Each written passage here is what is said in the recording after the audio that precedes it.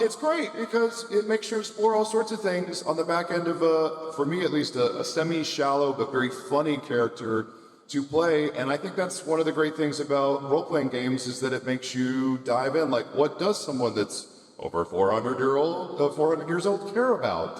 How does it relate to all these people that come from incredibly different walks of life?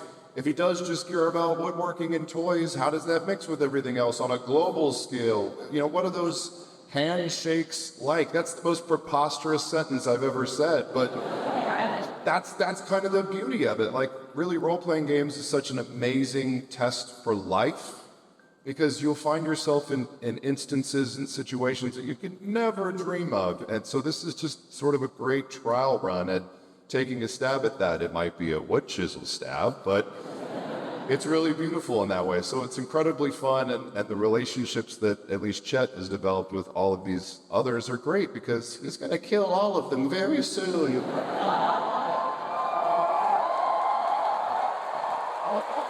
Starting with you. I love everything about what we do, but I really have always loved the strategy of the combat scenarios and figuring out what is possible for all the different characters, the different builds. And I love Orin because he's this new kind of chess piece for me. They can't reach things. I can't fly 50,000 miles in a second, and I can't cast across the battlefield. So getting to learn, and you know, Bo and Yasha did this campaign too, and now I'm having my turn at it.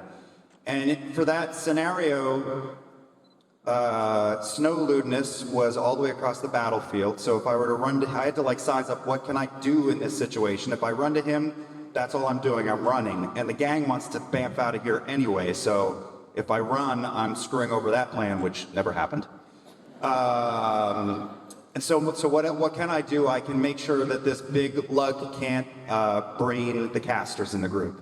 And as soon as Matt parked him by the lava, I was and I knew I had, or has no strength, and that push is a strength, but I knew I had 6 chances to play the slot machines, and one of them was going to spit out gold coins, so.